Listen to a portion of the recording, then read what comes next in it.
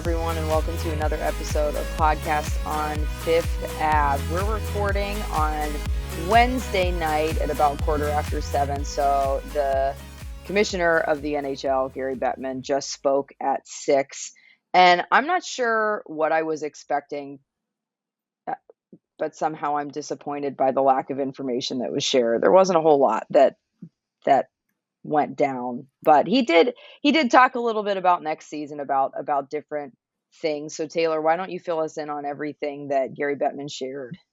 Yeah, so he was speaking in Colorado ahead of the Stanley Cup Final. So we weren't there. I didn't have the opportunity to ask questions. It wasn't anything virtual. I would have liked to have asked or had someone ask about player safety and stuff like that, like head contact, but yeah, none of that. I mean, there were some interesting developments. The big thing, revenue this year from the league. Not only is it going to go back to pre-COVID levels, but they're projecting record high revenues for league history. So $5.2 billion. The last season that was completely unaffected by COVID, so 18-19. He said that revenue was about $4.6 billion, so quite a jump, and a lot of that is the big TV deal. And because of that, all the debt's almost going to be repaid. And he said they're expecting normal salary cap increases year to year within 2 to 3 years. So that's pretty big. I mean, we might see minor increases, the cap went up 1 million. It's going up 1 million. For next season. Normal increases are a couple more million than that year to year. So that's what we're going to see in 2 to 3 years. And that's huge, right? Because oh my God. Figure what Gensel's contract is going to be ending soon. I mean, they need that, and especially when they have 4 more years left in this Jack Johnson buyout. Oh, every time that's mentioned, it just I feel a twinge in my heart. I think I've brought it up the past 4 to 5 episodes. Yeah, it's been very applicable the last 4 to 5 episodes. It's just, oh God, it's the gift that keeps on giving. I mean, yeah, when we're talking about, contract extensions for Malkin Letang, if $2 million is the sticking point, I mean, that's what they're paying Jack Johnson next year. So the Jack Johnson buyout looms large. In 2 to 3 years, hopefully we won't be talking about it as much because the salary. Hoping, my God. Yeah, so the salary kept going up. That was the biggest thing. Next season starts October 11th. They're gonna go back to normal, season schedule.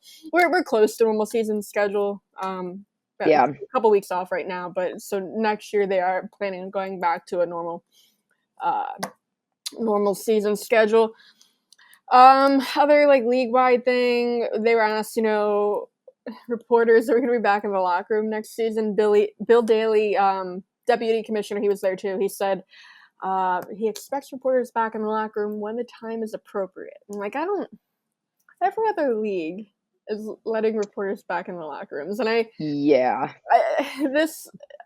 don't know how much fans care about this kind of stuff, but I mean, I feel if you're a fan, you're missing out on stories when we're not able to have a one-on-one conversation with a player. It's all these press conference settings. They're still getting content, so I don't know how much they're aware of what they're missing out. But you're missing out when we're not able to have one-on-one conversations with players. I don't know. Yeah, the group interviews are just robotic. It's just so much it's a press conference, and I don't know anybody who actively enjoys listening to or watching press conferences. You watch it for the information, and it's okay, well then I guess that's all I need to know, and I'll go on about my day. But yeah, there are a lot of things, that little tiny details that are being lost, that are actually what makes sports so engaging and fun. It's seeing the personality of these guys and different things that are going on, different underlying storylines. That's going to be such a breath of fresh air when that comes back.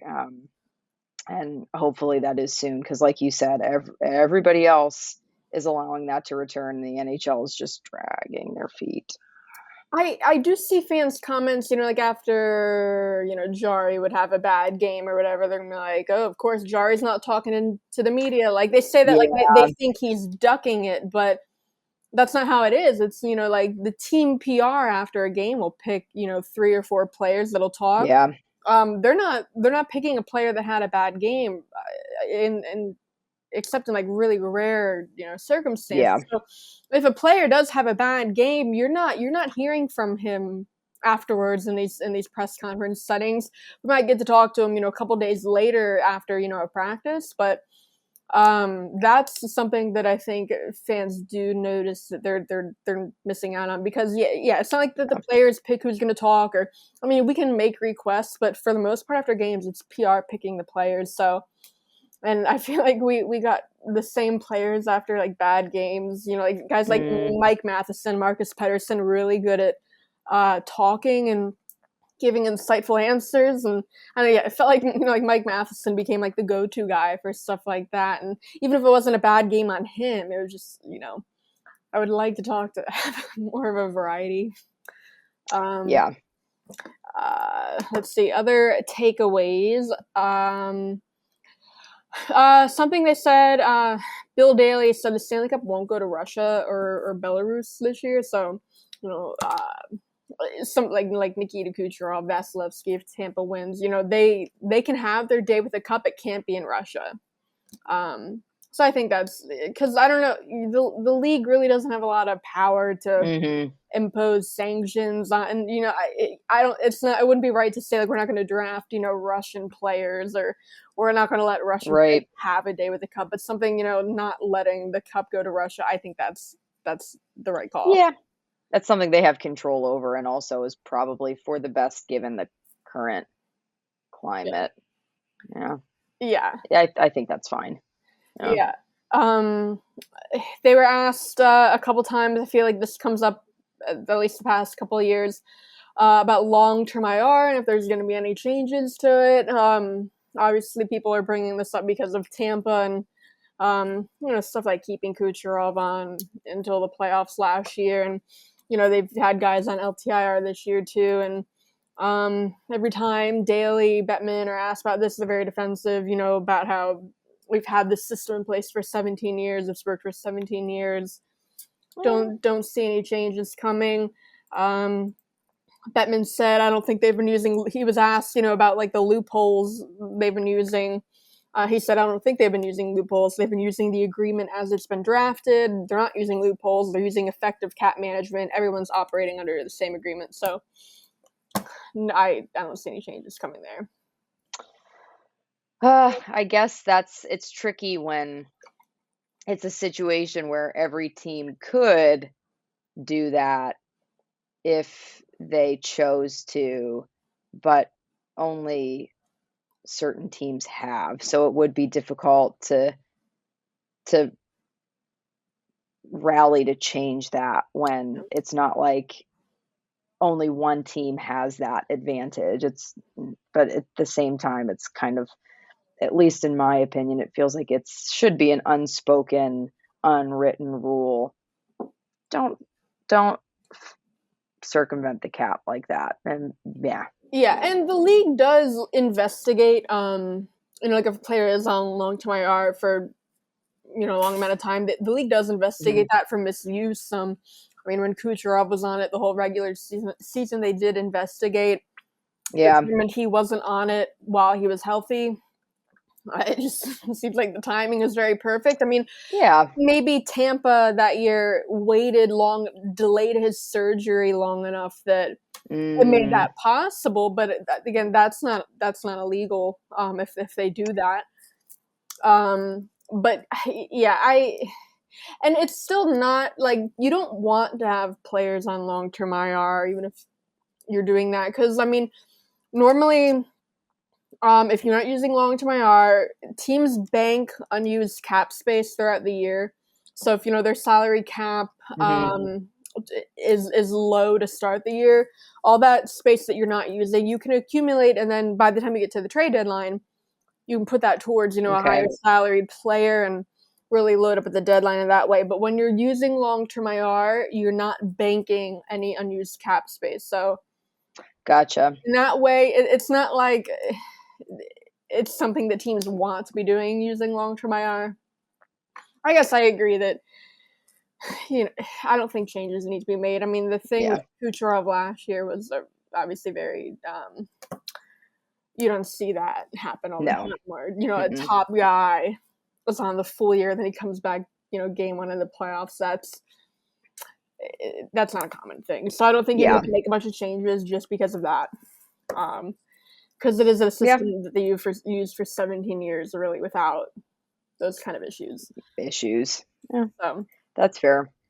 Did he say anything else? On the Coyotes playing in the Arizona State Arena. So I mean, they're probably going to be there for a couple of years. That's right. Before they're in talks to get a new arena in Tempe. But I mean, they're quite a ways away from breaking ground on there. So even if that does come to fruition, they're going to be at this ASU arena for a couple of years. Bettman, he did say you do what you have to do if you believe in a market long term. I'm not sure what he's seeing that causes him to believe in that market, but okay. Yeah, I mean, and he's like, you look at other teams when they came to into the league and they had to play in smaller arenas. He went back to when the Atlanta Flames relocated to Calgary. He's like, they played at, I don't remember the name of the arena, but I did look it up, and it was a 7,000 seat arena. But I mean, that was decades ago. Yeah, I was just gonna say, how long ago was that exactly? Yeah, that was decades. That's not the same. I think Tampa did something similar when they first came into the league. He said, I can't remember which NFL team he mentioned, but again, it was something a long time ago. Yeah, not how that works. I think this is different. And the arena that they're playing in at ASU, it's 5,000 seats. That's like about the size of like the Nailers West Banco Arena. I don't know. And I mean, that's bad. I've been to games at like West Banco and like how it's a tiny building. I can't imagine watching an NHL team, a real NHL game in that setting. That's kind of embarrassing, just a little bit. Yeah, so I don't know how long they're gonna. I mean, obviously they want to get this new arena deal done, keep the team here in Arizona, but like you got like Quebec City with like a new facility that could accommodate an NHL team. Oh my God, it's being unused. I don't. How long we're gonna keep this Coyotes experiment going? TBD. I guess they'll go on for as long as they have faith in the market. I don't know. That's kind of disturbing. Yeah. I mean, those are pretty much the biggest takeaways from that. I mean, other stuff like, like Evander Kane, that investigation's ongoing with, his contract being terminated. That might go into the start of free agency, July 13th. Might go past that just because, like, the arbitrator they're using is unavailable in June. I don't know if he's on vacation or what, but there's that. There's the alleged sexual assault with Hockey Canada. It was 8 players involved. This was a couple years ago. CHL players from the World Junior team that year. It's unclear who exactly is involved, but it's 8 of them. Some of them obviously in the NHL right now. That's under investigation. They really didn't say a whole lot about that other than they weren't, I believe this happened in 2019. They weren't aware of it at the time. They only became aware of it when this lawsuit got filed in the spring. Yikes. And they're investigating. They're going to be talking to the players that were on that team, and they didn't commit to releasing the results of the findings, but they said they hope to. Obviously pretty important. Yeah, a little bit. Yeah. My God. Yeah, that's that. Again, not a whole lot of other. I wish someone would have asked about like I said, like player safety, stuff like, you're going to make any changes to like head contact rules after we've seen Jacob Trouba how many times. Oh my God. Like I think I've mentioned on here before, I'd like to see it like head contact be treated the same way as like a high stick. If the player's high sticked, we're not looking at like, did they mean to? Was their intent? Did the stick mainly hit, the head, or was it like mainly somewhere else on the body? No. You're just expected to be in control of your stick. Yeah. Do the same with head contact. Any head contact, that's it. I mean, that's what they do internationally. So it's not like, there's not examples of how this would work in an actual game. Just, yeah. I don't know. It's worth a shot, at least. Yeah.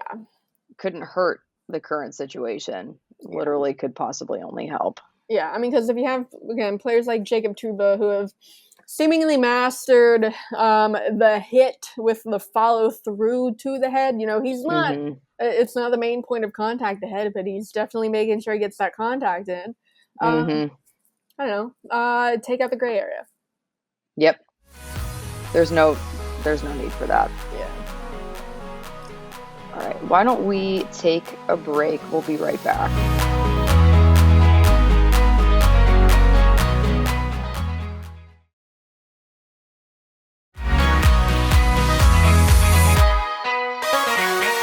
And we're back. The Penguins announced a series of promotions this week within the organization. They promoted Chris Pryor to assistant GM, Andy Saucier to hockey operations analyst and pro personnel, and then Eric Heasley to GM of the Wilkes-Barre Scranton Penguins. Woo woo.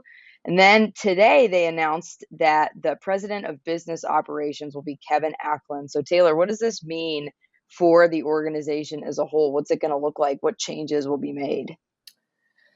Yeah, I mean, the assistant GM position that's been open since January, since Patrick Allvin was named GM of Vancouver. So, it seems like a lot with most of these moves, not much is going to be changing. I mean, Pryor, he has been around. He was the director of player personnel. He was involved in these kind of personnel decisions already. Yeah. So it seems like more so just the title. Gotcha. Is really changing for him because it is kind of a role he has been filling. Andy Saucier. So that's a new position that he's being promoted to. He was the video coach for the last 10 years. In his new role, he's going to be kind of the go-between between the analytics staff and the coaching staff. So maybe with that, I think this is maybe the where we see the biggest change. Maybe this means we see analytics being used more. And I also have heard that they do plan on making at least another hire to the analytics department. Right now, they only do have 2 people in their analytics department, which is one of the smallest analytics departments in the league. With only 2 people, I believe there are only 8 or 9 other teams in the league that have 2 or fewer people in their analytics staff. So between the new hire that I hear is coming, and then Andy Saucier being this kind of go between guy with the coaching staff, and nice. It seems like they're going to be using it more. Cool. And that doesn't mean that. It's just additional information that they can use it. How the coaching staff uses it, that's up to them. But just giving them more information can't hurt. And that it is the video coach doing this. I mean, video and like the eye test and analytics go hand in hand. So it's not that they're just gonna be looking at spreadsheets and making personnel decisions off of that. Yeah. Eric Heasley, I mean, he's been around for, I believe, 14 years now. He the past 3 years, he was the assistant GM of Wilkes-Barre, and then he was interim GM because Patrick Allvin was doing like the GM of Wilkes-Barre duties when he left. So again, this is another thing where he officially does get that title, but it's a job he has been doing. Kevin Acklin, kind of in the same boat. So he was the COO. Now he's the president of business operations. That's kind of a new title, but it's kind of filling the vacancy that was left by Morehouse stepping down. But with Morehouse, at least over the past season, I had heard that Kevin Acklin had really been kind of doing those duties already. Okay. At least not, taking over for Morehouse, but handling a lot of what Morehouse would be doing. Just, the business side of things and stuff like the development of the, like the Civic Arena site, that kind of stuff. So it seems like this is another area where you're probably not going to notice a whole lot of change. It's more of a title thing. And then also kind of buried in that announcement is that Brian Burke is going to be staying on. I know that people had been speculating or wondering. Yeah. Again, not really based off of anything, whether Burke would be back. I mean, yeah, Burke is going to be back. I see a lot of, anytime Brian Burke, you mention him, I don't know, I see comments on the site and like replies on Twitter, like, what does he even do? It seems like he just talks to the media. I mean, that from the beginning, when he got hired, he talked about how that was going to be a big part of his job, because Ron Hextall obviously does not really like speaking with the media and doing those kind of press conferences. And Burke had said, like, if I can take that off of his plate, he said this in the beginning when he got hired. He said, if I can take, that away from him and be, kind of the public, facing, the voice, that's something Hextall doesn't have to worry about. And Hextall can worry about, contracts or whatever he's doing, like being a GM, and Burke can handle, putting the message out there, what they want to say. And he's also, I mean, Hextall really doesn't say a whole lot in these press conferences. Burke typically does. So, I mean, that makes it worth it, I think, on our standpoint. But stuff like, and I mean, yeah, he's just kind of like a sounding board for Hextall. They work together on these decisions. That's what he does. That's what his role was supposed to be. So yeah, not a ton of changes coming, other than maybe increased analytics. That's cool. So this really isn't anything that is a result of the new ownership or even it's just anything exterior. It just sounds like it's a lot of naming titles that were already kind of being filled by guys, just kind of switching those up a bit. Yeah, it seems like FSG, they do have confidence in the existing people on the ground. I mean, like Sullivan too. I mean, when they came in, the Werner, the chairman, a couple of reporters got to speak with him on shortly after the deal went through, when they bought the team, and he called like Sullivan like the greatest, one of the greatest hockey minds in the game, and he spoke highly of like Hextall and all that. And he did say that FSG, their kind of philosophy is very much hands off, let the people like Hextall in the front office handle a lot of the actual hockey decisions. So it just seems like a vote of confidence towards the people already on the ground. And then and any increase in analytics is really overdue. If you look around the league and look at how big some of these departments are, some teams have 6 data scientists. That's what the position is called. Especially in the Metro, you look around the Metro, some Metro teams, they are really beefing up their analytics departments. Philly, the Islanders are 2 teams that come to mind with pretty big departments. That doesn't mean that, they had pretty bad years this year. Not the best. Yeah, I mean, it's not going to speed up a rebuild. The Flyers are going to be bad no matter what. But again, it doesn't mean that the GM has to listen to those people. It's just providing more information. So yeah, it's only a good thing. The coaching staff, whatever kind of, or the GMs, whatever kind of information they get from the department, it's up to them what they do with it. But you want to have as many people involved working to provide that information as you can. Got it. Love to see it. That's awesome for the Penguins, and awesome for those guys who got promotions. That's great. Yeah. Let's take one more break and we'll be right back.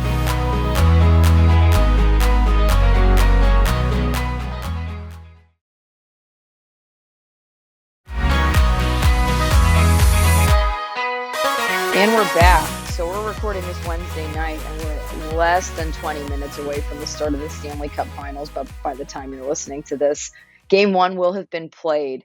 But Taylor and I were just talking in the break about how we're pretty sure we both at least got the teams right in the conference finals. We both thought that the Western Conference Finals would go a little bit longer than they did, but we still picked the Avs and thought that the Lightning Rangers series would be a little bit more hard fought. And it was once Tampa Bay took control of the series, they just kind of ran with it. But now we have a matchup of the Lightning and the Avalanche, and it's going to be a very hopefully entertaining series between these two teams because Colorado is so fast and Tampa is just so persistent and resilient. It's going to be great. And they have Vasilevsky. So that I feel like that gives them the edge almost. But Taylor, who do you think is going to win it all? And then how many games do you see this series going? Yeah, so we had to make our staff picks on the site, and I said Avalanche in 7, and then so I'm not confident about that pick at all. I think it's going to be the Avs. Tampa, they obviously win the goaltending battle. They have the experience. But the Avalanche, they're just a juggernaut.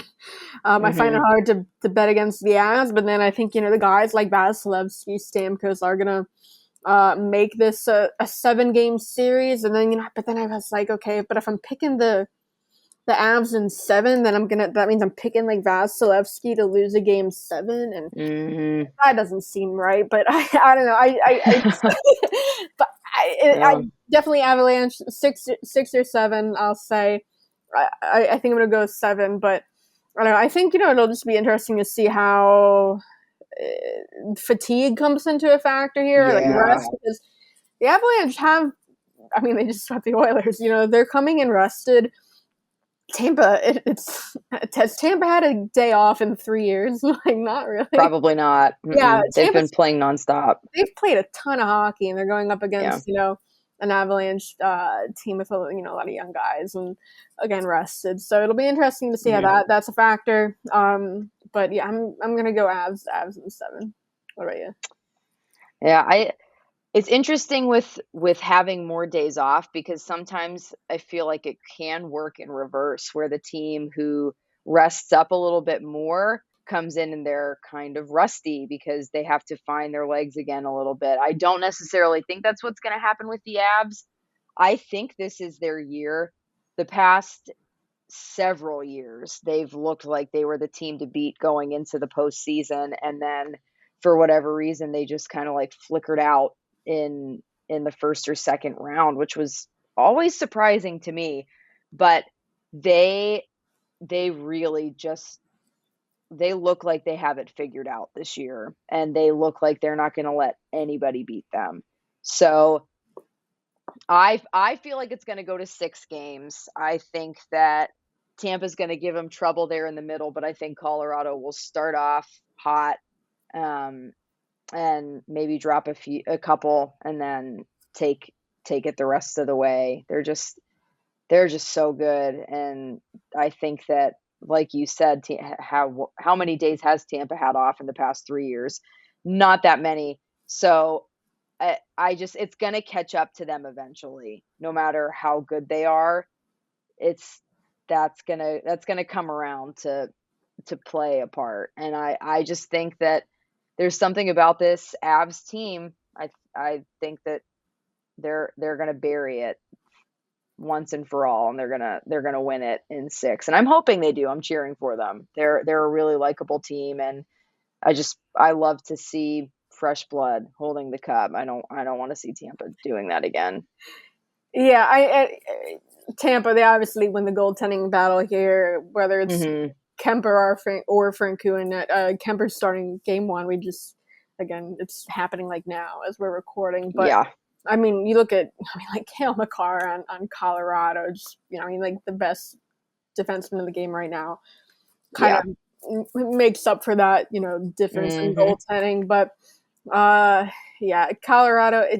So Jack Johnson. Jack Johnson's going to get his name on the cup. I think that's pretty cool. Oh, good for him, I guess. The Jack Johnson storyline, I think, has been pretty great. What he couldn't make it out of the first round in forever. Pretty awful time in Pittsburgh when he went to New York. Kind of missed him. He was hurt, really didn't play. He's been fine. He's been fine in Colorado. I mean, he's not, again, he's like a 6'7" guy. He's not in the lineup every night. Yeah. But he hasn't been quite as awful as he was in Pittsburgh. And it has been cool to see him kind of make it to where he is now after, I mean, his entire career. Was. Yeah. So I don't know. Pretty cool to see Jack Johnson. There aren't many other Penguins ties in this. Jason Megna is like a black ace on Colorado. Like, I don't think he's actually playing. And then Tampa's third goalie is Maxime Lagacé. Oh, there you go. Shut out in the last game of the regular season. Against Buffalo, right? Yeah, so not really an NHL team at the time, but they were. That did help the Penguins finish the division at the time. Mm-hmm. So, not a whole lot of Penguins ties. I mean, Jason Megna, obviously, that was forever ago, and he really wasn't up in Pittsburgh anyway. Jack Johnson's really the only Penguins tie in here. Other interesting stat, this is the first Cup final in 40 years that has not had an NHL teammate of Jágr. So like going back, R.I.P. Yeah, era. I mean, like going back to even like the 80s before Jágr was in the league, guys like Trottier who did go on to play with Jágr. Yeah, that's where it comes from. But there are guys who have played with Jágr internationally with the Czech team on this. And then you have, guys like Stamkos who have played with Jágr in the like NHL All-Star game, but no like NHL actual teammates of Jágr for the first time. I feel significant. 40 years. End of an era. Yeah. R.I.P. Yeah. Very sad, but it was bound to happen eventually. I don't know. Well, he's still playing. Maybe he comes back. That's true. Maybe he'll just start that. Start what's it called? Oh my God, I'm blanking on the word. He'll start that cycle over again. And then we'll go the next 40 years where somebody would have been a teammate of Jaromír Jágr's. Yeah. Beautiful thing. He's timeless. He really is timeless. He's a gem. Love that man. Well, thanks everybody for listening. As always, we drop new episodes every Thursday, so make sure you're subscribed, whether it's on our YouTube channel or wherever it is you listen to podcasts, so you never miss an episode. We will see you again next week.